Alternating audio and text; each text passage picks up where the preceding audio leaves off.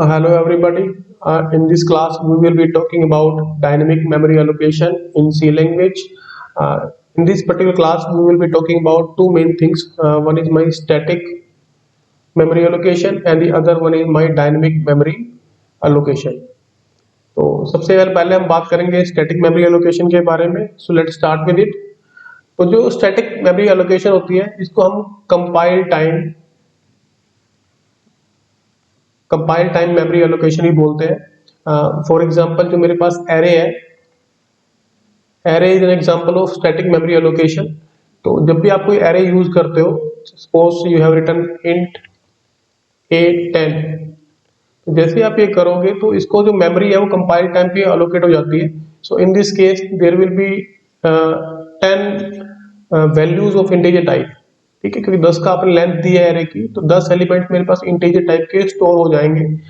But जब ये store हो गए, इसके बाद आप इसके साइज को ना तो घटा सकते हो ना ही बढ़ा सकते हो, इसलिए इसको स्टैटिक मेमोरी एलोकेशन बोलते हैं. ठीक है, तो जो बेसिक जो दो प्रॉब्लम्स हैं स्टैटिक मेमोरी एलोकेशन के साथ, वो हमने यहाँ पे लिस्ट करी है.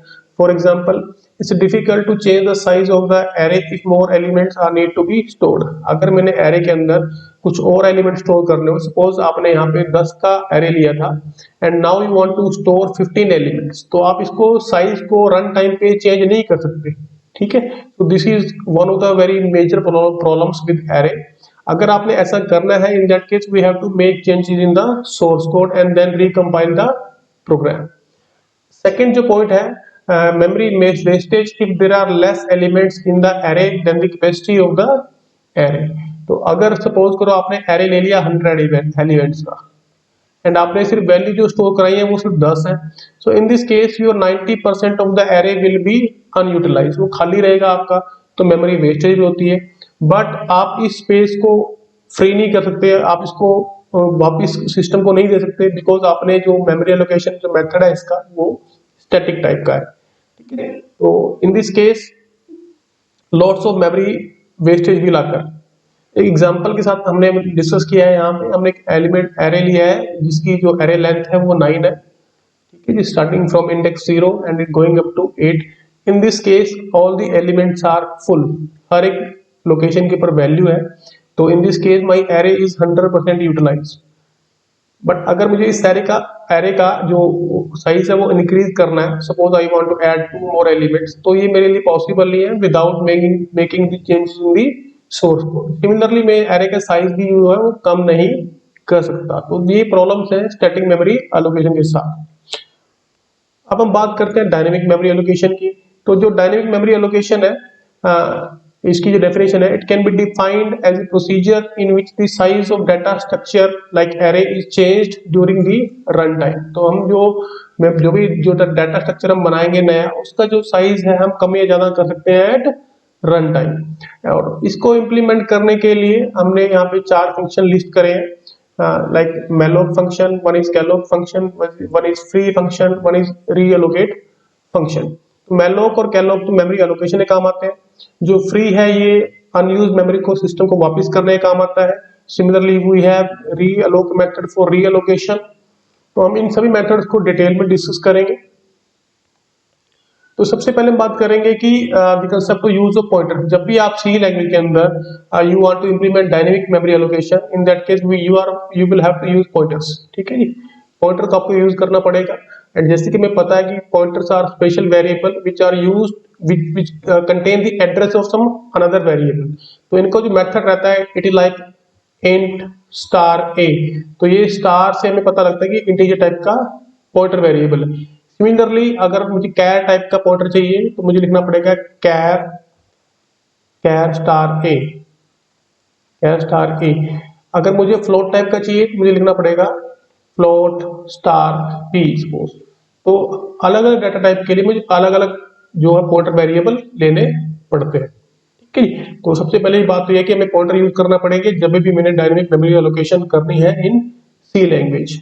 एक चीज और यहाँ पे नोट डाउन करने के लिए, हमने जो इंटीजर वेरिएबल का जो साइज अज्यूम किया है दैट इज 4 बाइट. जो लेटेस्ट जो सी के कंपाइलर आ रहे हैं उसमें इंटीजर को 4 बाइट और मेमोरी मिलती है, तो उसके अकॉर्डिंगली हमने इस डिस्कशन को रखा है यहाँ पे. तो सबसे पहले हम बात करते हैं malloc फंक्शन की. ठीक है। अब मेलो फंक्शन की हम इसका नाम M stand for memory, alloc stand for allocation, memory allocation method.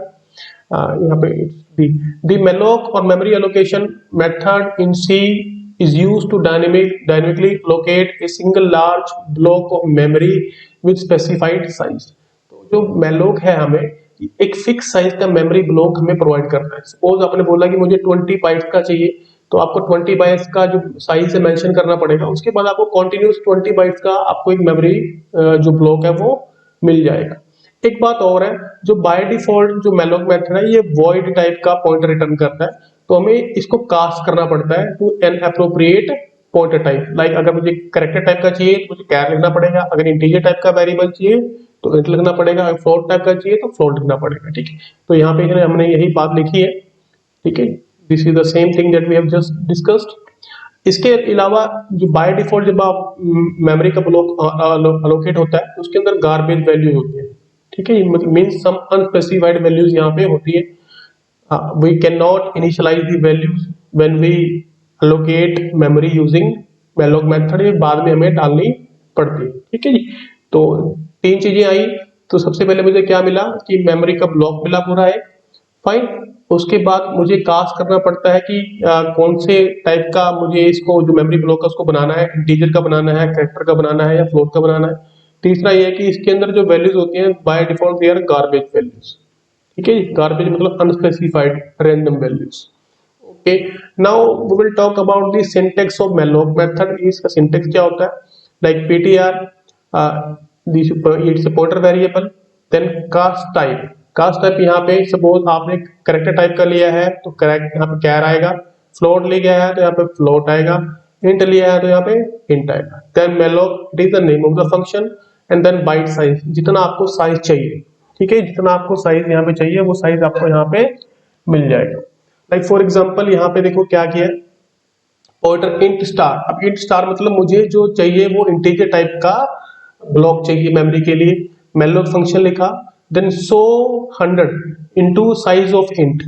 ठीक है जी, मतलब अगर सपोज करो साइज ऑफ इंट इज 4, तो 100 इंटू 4 दैट इज 400 बाइट्स। तो इतना लंबा मेरे को ब्लॉक मेमोरी का मिल जाएगा। इसका साइज क्या होगा? That will be 400 bytes. And this pointer ptr जो यहाँ पे हमने लिखा है, this ptr will contain the base address of this particular block. तो ऐसे ये मेरे पास सिस्टम जो है काम करता है इन मेलोक फंक्शन। अब इसका डायग्राम देखते हैं जिससे आपको और क्लियर हो जाएगा। तो ये देखो मेलोक हमने लिखा है यहाँ पे इंट स्टार ptr, ये सिंटेक्स है यहाँ पे। तो जैसे ही आप ये करते हो, ठीक है, सपोज आपने यहाँ पे लिख दिया साइज, यहाँ पे एक एग्जांपल लिया है, it is 5 into size of int. Suppose size of int is 4, तो 5 इंटू 4 20। ठीक है जी, तो 20 बाइट्स का आपको मेमोरी एलोकेशन यहाँ पे मिल जाएगी। और इसका जो बेस एड्रेस होगा, सपोज करो 100 है, that will be stored into this ptr variable. Here you can see कि जो पॉइंटर टाइप की जो डाटा टाइप है वो भी इंटीजर है, हमने इसको कास्ट भी इंटीजर में किया है। ये मेलोक फंक्शन आ गया, और ये वाला जो पार्ट है वो स्पेसिफाई कर रहा है साइज, कितना साइज मैंने रखना है। तो इसकी जो कैलकुलेशन आएगी दैट विल बी 20। अगर आप छोटा कंपाइलर यूज कर रहे हो जैसे टर्बो सी वगैरह, तो उसके अंदर भी साइज ऑफ इंट इज 2, तो it will B 5 into 2 10 bytes only. तो आपको सिर्फ और सिर्फ 10 बाइट्स ही मिलेंगे। बट अगर आप एडवांस कंपाइलर यूज कर रहे हो तो आपको 20 बाइट्स मिलेंगे। और ये जो सारे बाइट्स हैं they are in continuous manner, एक के बाद एक सारे आपको इकट्ठे ही आपको मेमोरी मिलेगी। ओके, एक चीज और है यहाँ पे, if the space is insufficient then allocation fails and returns a null pointer। अगर सपोज करो आपकी रैम फुल है और आपका मेलोक नहीं चल रहा, तो इन दैट केस जो मेलोक फंक्शन है it will return a null value. Null मतलब भी और स्पेस नहीं है, and the function will not work. ये जितने भी मेरे पास मेमोरी एलोकेशन के फंक्शन है सबके ऊपर ये बात जो है वो एप्लीकेबल होती है। अब यहाँ पे मैंने एक एग्जाम्पल लिखा है, एग्जाम्पल को हम डिटेल में स्टडी कर लेते हैं। इस प्रोग्राम को आप लोगों ने चला के भी देखना है, हमने मेलोक को डिटेल में समझाया। तो सबसे पहले देखो क्या किया है, इंट स्टार ptr एक इंटीजर टाइप का पॉइंटर वेरिएबल ले लिया, देन इंट ni दो वेरिएबल ले लिए, then printf enter the number of elements. हमने यूजर से पूछ लिया कि उसने कितने एलिमेंट डलवाने हैं। स्कैन है %g address of n, suppose यहाँ पे बंदे ने 5 डाल दिया कि हमने 5 एलिमेंट स्टोर कराने हैं। ठीक है जी, ओके, यहाँ पे उसको प्रिंट भी करा लिया कितने मैंने एलिमेंट जो है स्टोर कराने हैं। देन हमें साइज लेना है, ठीक है। अभी आपने बोल दिया, अब देखो यहाँ पे हमने 5 एलिमेंट स्टोर कराने हैं और हमने यहाँ पे कोई एरे नहीं लिया, बिकॉज हम चाहते हैं कि रन टाइम पे ही मेमोरी एलोकेट करें जितनी में रिक्वायरमेंट है। अगर यहाँ पे यूजर 6 डाल लेता तो 6 मिल जाते, 100 डालेगा तो 100 मिल जाएंगे, 500 डालेगा तो 500 मिल जाएंगे, ठीक है जी। तो हमने यहाँ पे क्या लिखा है, ऑर्डर जो कि इंटीजर टाइप का है, देन इंट स्टार हमने इसको कास्ट टाइप कर दिया, malloc n into size of integer, n में क्या है 5 इंटू साइज ऑफ इंटीजर, अगर 4 बाइट का इंटीजर है तो इट विल बी 5 इंटू 4 20, तो 20 बाइट का आपको यहाँ पे मेमोरी ब्लॉक मिल जाएगा and pointer will contain that address, ठीक है। तो बेस एड्रेस उसके अंदर आ जाएगा। ओके, अब ये चेक करते हैं हम कि मेरा जो malloc फंक्शन है वो सक्सेसफुल हुआ है या नहीं हुआ है। तो उसके लिए क्या करते हैं, हम चेक करते हैं कि क्या पॉइंटर के अंदर नल तो नहीं आ गया। अगर नल आ गया है तो memory is not allocated and exit, भाई यहीं पे अपना काम खत्म कर दो और चले जाओ, क्योंकि हमें जो मेमोरी चाहिए थी वो हमें नहीं मिली है। अदरवाइज हमने क्या करना है, वी विल से कि मेमोरी सक्सेसफुली एलोकेट हो गई है and then we will have to enter the values, हमें एलिमेंट डालने हैं मेमोरी के अंदर। तो अब देखो यहाँ पे क्या किया है, for I equal to 0, I less than equal to 1 plus plus I, then you will see ptr I is equal to I plus 1, ठीक है। ptr I is equal to I plus 1, आप लोगों ने जैसे ही आप ptr I लिखोगे तो जो आपका फर्स्ट एलिमेंट है, ठीक है, अब उसके ऊपर जो क्या आएगा, it will B I plus 1, जो आपकी वैल्यू वहां पे स्टोर हो जाएगी, ठीक है जी। सिमिलरली अब मैंने इसकी वैल्यूज को जो प्रिंट कराना है, ठीक है, तो we will use the opposite, एक और लूप यूज करेंगे हम इसकी, printf %d ptr I, तो यहाँ पे हम ptr की वैल्यू को हम यहाँ पे प्रिंट कराए जा रहे हैं। तो जो भी हमने आपने इनपुट में डाली थी वैल्यूज, वो आपकी वैल्यूज यहाँ पे स्टोर हो गई होंगी and they will be printed on the screen, ठीक है। तो let's see an example of its output. तो जैसे कि सपोज करो आपने डाला था number of element 5 and malloc was successful, the memory is successfully allocated using malloc and the elements of the array are by default array के अंदर आपका 1 2 3 4 5 जो है वो स्टोर हो जाएगा एंड यही आपका प्रिंट हो जाएगा। यू कैन सी कि जो आपने लूप लगाई थी यहाँ पे आपने स्टोरी 0 1 2 3 4 कराया था, तो वही आपको यहाँ पे आउटपुट में विजिबल होएगा। अब हम बात करते हैं कैलोक फंक्शन की। जो कैलोक फंक्शन है वो भी malloc के जैसे काम करता है बट थोड़ा सा डिफरेंट है। अब इसको हम डिस्कस कर लेते हैं। कैलोक और contiguous allocation method in C is used to dynamically allocate the specified number of blocks of memory of specified type, ठीक है, हमें टाइप भी बतानी पड़ती है और उतने ही में मेमोरी ब्लॉक मिलते हैं, ठीक है। It is very much similar to malloc but has two different points and these are, it initialize each block with default value 0, कि जैसे ही आपका ब्लॉक मिलेगा आपको मेमोरी का तो उसके अंदर ये बाय डिफॉल्ट 0 डाल देगा, यहाँ पे कार्बन वैल्यू नहीं होगी, it will be stored with 0, ठीक है जी। और इसके जो वो जो स्ट्रक्चर है वो थोड़ा सा डिफरेंट है, पॉइंटर है, कास्ट टाइप वैसे का वैसा है, कैलोक है। देन यू विल सी कि n it is the number of element and then is the size of the element. आपने सपोज बोला कि मुझे 5 एलिमेंट चाहिए और हर एक का साइज होना चाहिए 3 बाइट का, तो आपको 15 बाइट्स की मेमोरी मिलेगी, ठीक है जी। और हर एक जो आपका लोकेशन है इसकी जो लेंथ होगी दैट विल बी 3 बाइट्स, ये भी 3 बाइट्स का, ये भी 3 बाइट का, ये भी 3 बाइट का, ये भी 3 बाइट का, and so this is how the data is stored into memory using calloc method, ठीक है। एग्जांपल देखते हैं, like pointer float calloc 25 size of float, तो इससे आपको 25 फ्लोटिंग टाइप वेरिएबल की जो है मेमोरी मिलेगी, 25 एलिमेंट्स आपको यहाँ मिलेंगे ऑफ फ्लोट टाइप के, ठीक है, ओके। और हर एक के अंदर बाय डिफॉल्ट जो वैल्यू है वो 0 डाल दी जाती है।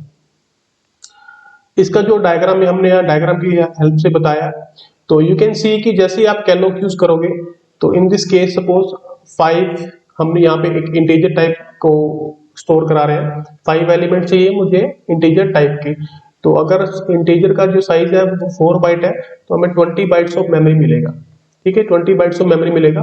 और जो मेमोरी मिलेगा आप अभी हमने डिस्कस किया कि जो साइज है इंटीजर का दैट इज 4 बाइट, तो हर एक लोकेशन में 4 byte 4 byte 4 byte 4 byte 4 byte की कैपेसिटी वहां पे होगी, ठीक है जी। एंड यू कैन सी कि ये एक कॉन्टिन्यूस ब्लॉक नहीं है, हर एक एलिमेंट का साइज हमने पहले ही स्पेसिफाई कर दिया है when we are using calloc function, ठीक है। कैलोक हमने साइज यहाँ पे यू विल सी कि क्लियरली ब्रीफ कर दिया, और ये कॉन्टिन्यूस नहीं है, we have blocks first block, second block, third block, fourth block and fifth block. ठीक है, तो this is how the memory is allocated in using calloc function. और अगर कैलॉग फेल होता है तो ये भी नल पॉइंटर हमें वापस करता है, जिससे हमें पता चल जाता है कि हमारा जो कैलॉग फंक्शन था वो फेल हो गया। हम बात करेंगे फ्री मेथड की।